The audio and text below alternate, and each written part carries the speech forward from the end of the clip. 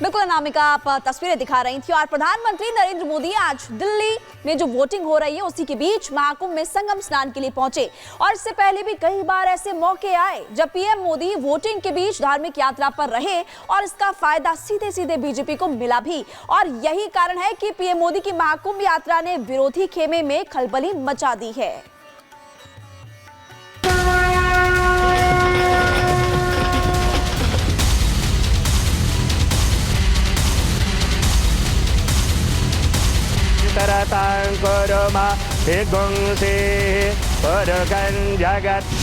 दिल्ली में मतदान, मोदी का संगम स्नान,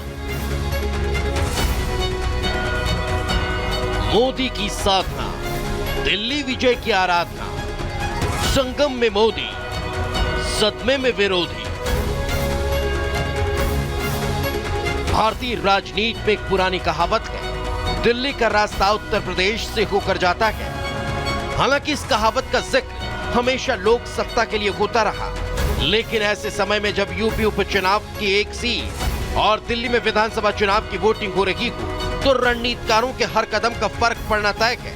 खासकर जब रणनीतिकार मोदी हो तो जीत का समीकरण सधेगा, इससे इनकार नहीं किया जा सकता। प्रधानमंत्री नरेंद्र मोदी सर्वधर्म समभाव की नीति पर चलते हैं, लेकिन सनातनी होने का गर्व पीएम मोदी के आचरण में झलकता है। इसीलिए जब प्रधानमंत्री नरेंद्र मोदी ने महाकुंभ जाकर त्रिवेणी संगम की इच्छा जताई थी, तभी विरोधियों में खलबली मच गई थी। विपक्ष को यह एहसास था कि सनातन विरोधियों ने जाति धर्म के नाम पर हिंदुओं के बीच विभाजन की जो खाई पैदा की है, उसे प्रधानमंत्री एक झटके में पाट देंगे। इसलिए जब प्रधानमंत्री नरेंद्र मोदी ने गंगा में डुबकी लगाई, तो घाट पर मौजूद लोग एकटक पीएम को देखते रह गए और वो स्नान के बाद पीएम की आराधना और मां गंगा आरती के गवाह भी बने। प्रयागराज पहुंचे पीएम मोदी ने संगम में स्नान से पहले सीएम योगी के साथ नाव पर बैठकर त्रिवेणी घाटों का जायजा भी लिया और इस दौरान उन्होंने सीएम योगी से महाकुंभ की व्यवस्थाओं से जुड़ी जरूरी जानकारी साझा की। इससे पहले भी पीएम ने 13 दिसंबर 2024 को प्रयागराज की यात्रा की थी। इस दौरान पीएम ने आम जनता के लिए संपर्क सुविधाओं और सेवाओं में सुधार के लिए 5,500 करोड़ रुपए की 167 विकास परियोजनाओं का उद्घाटन किया था। लेकिन इस बार पीएम मोदी की महाकुंभ यात्रा एक धार्मिक यात्रा है, लेकिन जैसे कि हमेशा होता आया है, पीएम की इस यात्रा का विरोध होना भी तय माना जा रहा है और विरोधी इसके जरिए मिल्कीपुर से लेकर दिल्ली तक के चुनाव को प्रभावित करने के आरोप लगा सकते हैं।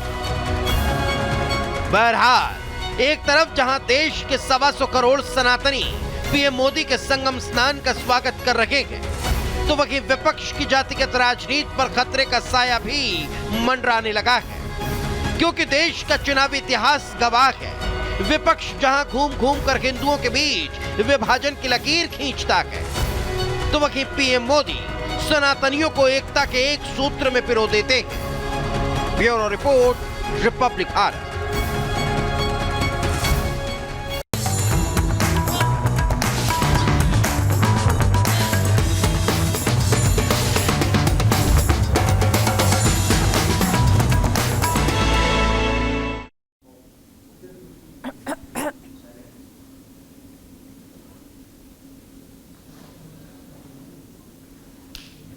नमस्कार, आप देख रहे हैं रिपब्लिक भारत का वर्चुअल स्टूडियो। मैं हूं आपके साथ सृष्टि पांडे और दिल्ली विधानसभा चुनाव बेहद दिलचस्प है। चुनाव लगातार जारी है, वोटिंग हो रही है। हर सीट पर अब तक का आंकड़ा क्या कहता है, यह हम आपको विस्तार से बताने की कोशिश करेंगे। आपको बता दें कि अभी तक यानी कि 3 बजे तक की बात करें तो कुल मिलाकर 46.55% वोटिंग हुई है और ये तमाम आंकड़े हैं हर सीट के, जो हम इस वक्त आपको दिखाने की कोशिश कर रहे हैं। सेंट्रल दिल्ली की अगर बात करें तो 43 0.05% वोटिंग अभी तक हो चुकी है। इसी के साथ आपको बता दें, ईस्ट दिल्ली की अगर बात करते हैं तो 47.09% वोटिंग हुई है। न्यू दिल्ली की बात करें तो 43.10% की वोटिंग अभी तक हो चुकी है। इसी के साथ नॉर्थ दिल्ली का अगर हम रुख कर लेते हैं तो 45.31% मतदान अभी तक हुआ है। तो कुछ सीटों की बात हमने कर ली। आगे बढ़ते हैं, नॉर्थ ईस्ट दिल्ली की अगर बात करें तो 52.73% मतदान अभी तक हुआ है। आगे बढ़ते हैं, नॉर्थ वेस्ट दिल्ली की बात करें तो ये आंकड़े आप यहां पर देख रहे हैं,